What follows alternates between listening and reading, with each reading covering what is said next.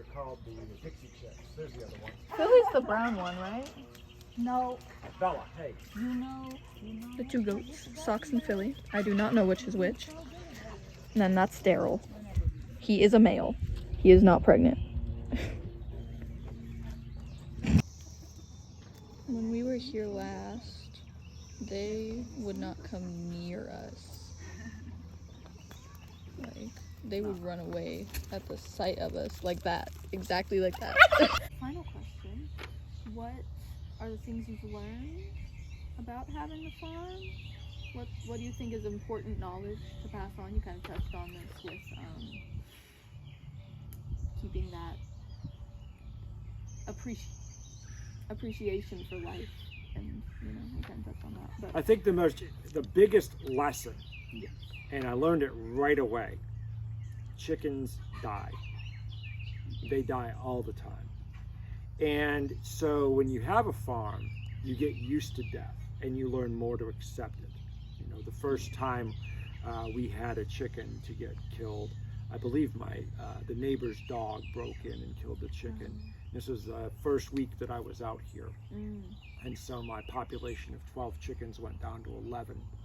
And the neighbor explained that chickens die. It's kind of what they do. And it is very true. Last year, I had a coyote that was coming onto the property with a lot of frequency. And I went from maybe 20 chickens to around 8 very quickly. I think around 8. And it was devastating. It was like, these are my chickens. They're my pets. They're my babies almost. And I went down to the very last one that had been here. I had 3 left from the original 12. And then in the span of a week, they were all gone, you know, and I was only left with a couple that I had later on.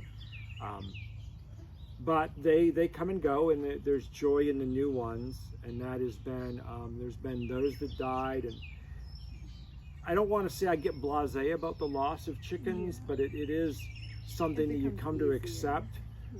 The last ones that died were 2 that got drowned in a donkey bucket. So surprisingly not predators anymore. Well, I'm sure there are predators.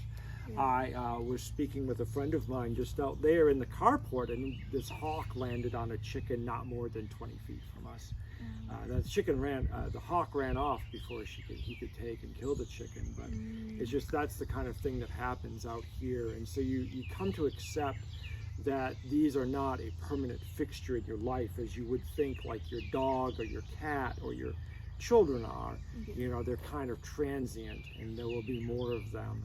And they just, there are chickens, not these specific chickens. But I still name them. I still love them. They still have a place. Not all of them. No, certain that's a lot of 50 names. Certain ones get names. They stand out. They're unusual. Then there's other ones that are like, there's another black chicken. I have 7 of them. And there's a brown chicken. I have 8 of them. You know, so it's hard to tell them apart. And I have, you know, ones that look exactly the same. And so I'm like, there's these 2 that have like a little tuft of white on their head. And I call them Jaja and Ava after the Gabor sisters. I don't know which one's which. I just like, there's Ava. There's Jaja. Whatever. We have chickens that have that little tuft and then like no hair on their neck. I call them the Afro chickens because they're so funny to me. I love them. They're probably my Wait. We had them there. Can you hold this? Yeah. Those chickens are in jail. The crimes they committed were so severe, they had to be exiled and banned and never seen again. You see the frizzly one? The fluffy one with the weird feathers?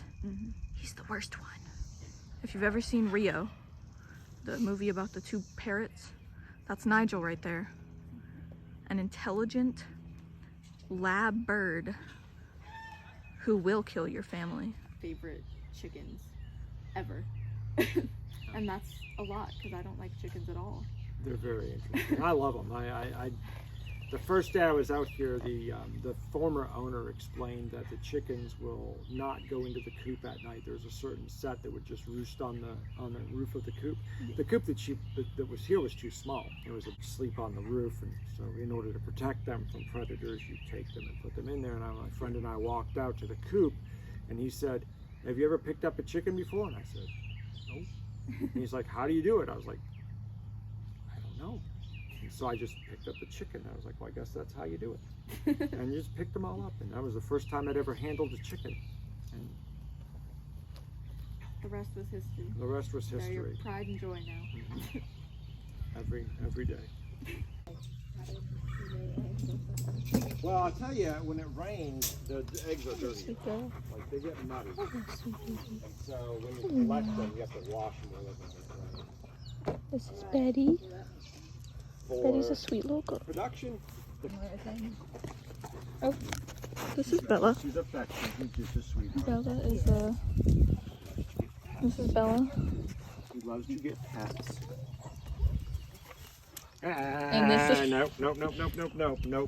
Don't get your dirty paws Whole on gang me. together. Not on my... Them together.